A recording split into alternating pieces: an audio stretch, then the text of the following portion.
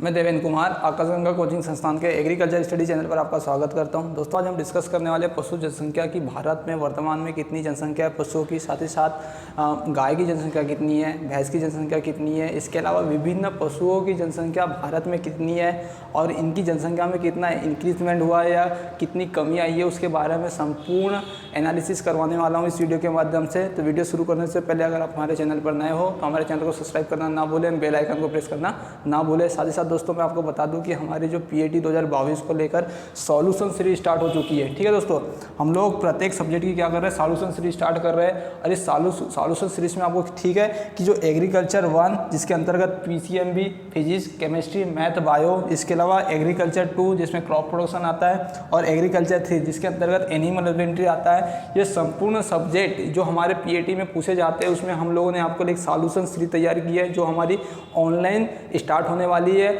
और इसको आप हमारी ऑनलाइन सीरीज़ को ज्वाइन कर सकते हैं, जिसके लिए डिस्क्रिप्शन बॉक्स में कुछ नंबर दिए गए हैं। इस नंबर के माध्यम से आप कॉल करके या व्हाट्सएप के माध्यम से हमारी सॉल्यूशन सीरीज़ में जुड़ सकते हैं। और ये सॉल्यूशन सीरीज़ केवल आप लोगों को 799 रुपये में, कितने रुपये में, केवल 799 रुपये में मिल जाएगी, जिसके अंतर्गत आपको पर यूनिट किसी भी सब्जेक्ट हो जो पीएटी में पूछा जाता है उसमें पर यूनिट कुछ आपको परीक्षा से संबंधित फैक्ट बताए जाएंगे और इसी के ऊपर आपको पर यूनिट क्वेश्चन कराए जाएंगे जो आपके क्वेश्चन परीक्षा में आने योग्य होते हैं या पूछे जाने की संभावना होती है, उसको संपूर्ण रूप से यहाँ पर सॉल्यूशन कराया जाएगा।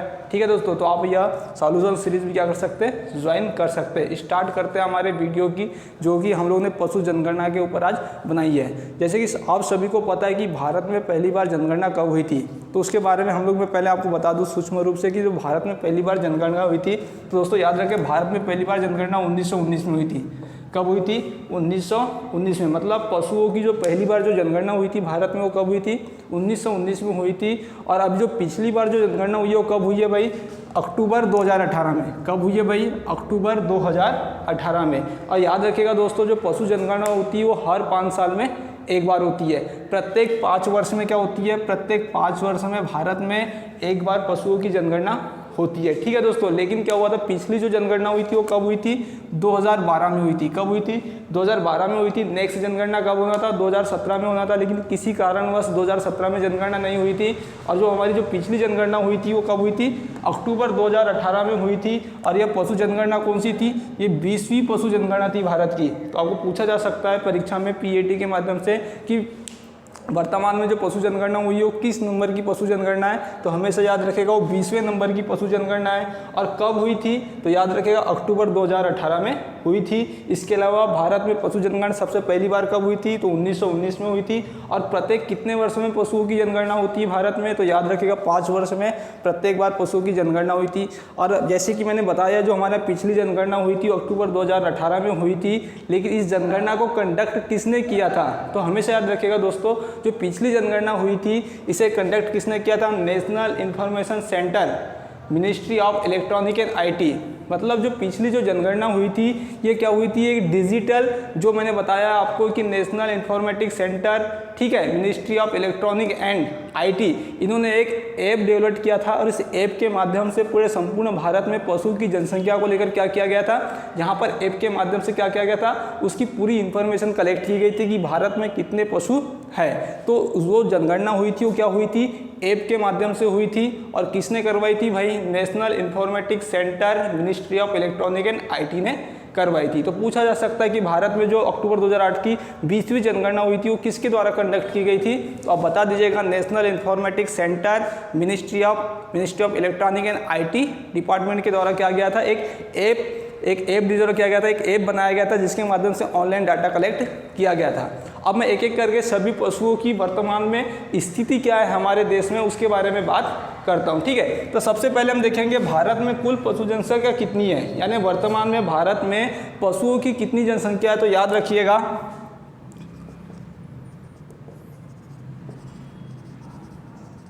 तो हमेशा याद रखिएगा भारत में वर्तमान में जो पशुओं की जनसंख्या कितनी है, वर्तमान में 535.78 मिलियन। ठीक है, कितनी है, 535.78 मिलियन। और पिछली जनगणना की अपेक्षा 2018 में जो जनगणना हुई है उसमें कुल पशु जनसंख्या में कितने % की वृद्धि हुई है, तो हमेशा याद रखिएगा 4.6% की वृद्धि हुई है। तो हमेशा याद रखिए 2012 की अपेक्षा 2018 में जो पशु जनगणना हुई है उसमें कुल पशु जनसंख्या में कितने % की वृद्धि हुई है, 4.6% की वृद्धि हुई है। इसके अलावा बात करेंगे कि भारत में कुल काऊ कितनी है, टोटल गाय कितनी है, तो हमेशा याद रखिएगा, ठीक है, तो हमेशा याद रखिएगा वर्तमान में भारत में गाय की जनसंख्या, किसी पशु की जनसंख्या की बात नहीं की, हमने पहले बात की कुल पशु जनसंख्या कितनी है भारत में, लेकिन अभी मैंने लिखा है कुल गाय की जनसंख्या कितनी है। तो वर्तमान में भारत में कुल गाय की जनसंख्या कितनी है, 192.49 मिलियन, ठीक है दोस्तों। और इसमें वृद्धि कितने % की हुई है पिछली जनगणना की अपेक्षा, 0.8% की वृद्धि हुई है। मतलब इस साल जो जनगणना हुई थी उसमें पशु की जनसंख्या में कितने % की वृद्धि हुई, 0.8% की वृद्धि हुई। अब याद रखिएगा मैंने कहा हमारे देश में कुल गाय कितनी है, 192.49 मिलियन है, लेकिन इसमें फीमेल काऊ कितनी है, मतलब मादा गाय कितनी है, तो याद रखिएगा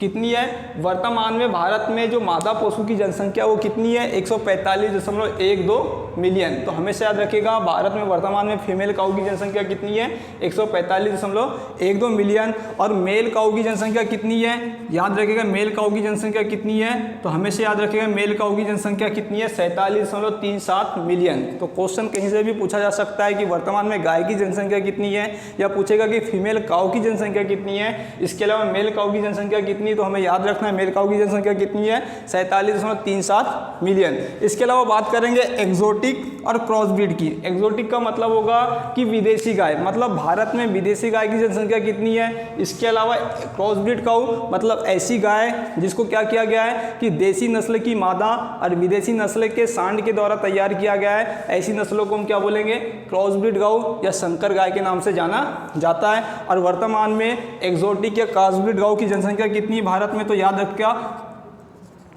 50.42 मिलियन, यानी 50.42 मिलियन किसकी जनसंख्या है भारत में, एक्सोटिक या क्रॉसब्रीड काऊ की जनसंख्या है। और इसमें वृद्धि कितने की हुई है भाई, तो इसमें वर्तमान में जो वृद्धि हुई है वो कितने की हुई है, 26.9% की।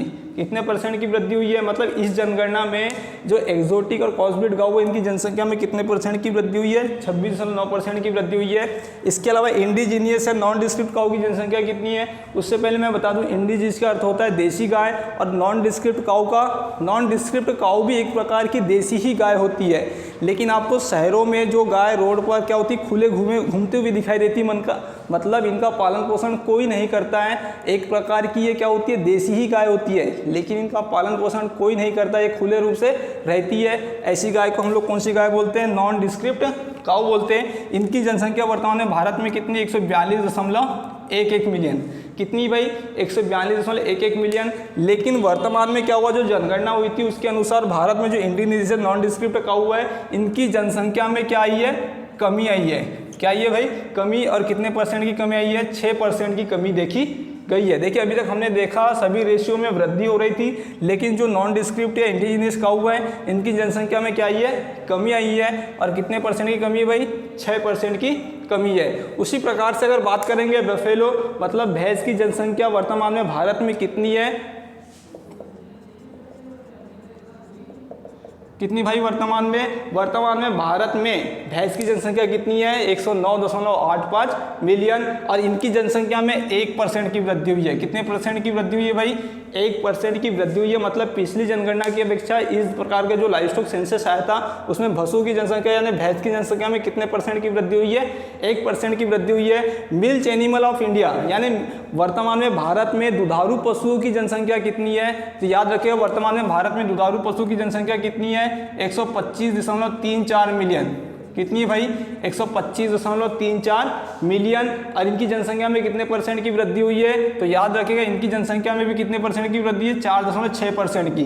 कितने % की वृद्धि हुई है, 4.6%। मतलब मिल्क का अर्थ होता है दुधारू पशु। मतलब वर्तमान में भारत में दुधारू पशु कितने हैं, तो 125.34 मिलियन है। इनकी जनसंख्या में कितनी वृद्धि हुई है, 4.6% की वृद्धि हुई है। इसके अलावा सीप मतलब भेड़ की जनसंख्या वर्तमान में कितनी है, तो याद रखिएगा 74.26 मिलियन। वर्तमान में भेड़ की जनसंख्या कितनी भारत में? 74.26 मिलियन, और इनकी जनसंख्या में 14.1% की वृद्धि हुई है। क्या हुई है भाई? 14.1% की क्या हुई है? वृद्धि हुई है। इसके अलावा बकरी की जनसंख्या की बात करेंगे तो वर्तमान में बकरी की जनसंख्या कितनी है? 148.88 मिलियन। कितनी है भाई? 148.88 मिलियन है, और इनकी जनसंख्या में कितने परसेंट की वृद्धि हुई है? 10.1% की वृद्धि हुई है। इसके अलावा पीग मतलब सुअर की जनसंख्या वर्तमान में कितनी है भारत में? तो याद रखिएगा वर्तमान में सुअर की जनसंख्या भारत में कितनी है? 9.03 मिलियन। वर्तमान में कितनी है? 9.03 मिलियन। लेकिन सुअर की जनसंख्या में पिछली जनगणना की अपेक्षा इस जनगणना में क्या आई है? कमी आई है। और कितने परसेंट की कमी है भाई? 12.06% की कमी है। कितने की कमी है? 12.06% की कमी है। तो हम देख रहे हैं कि कमी कहाँ पर आई है? सुअर में आई है। इसके अलावा नॉन डिस्क्रिप्ट या इंडिजिनस काऊ की जनसंख्या में क्या आई है? कमी आई है। इसके अलावा दोस्तों अगर आप ये वीडियो पसंद आया हो तो इसे लाइक और शेयर कीजिएगा। ऑल द बेस्ट, मिलते हैं अगले वीडियो में।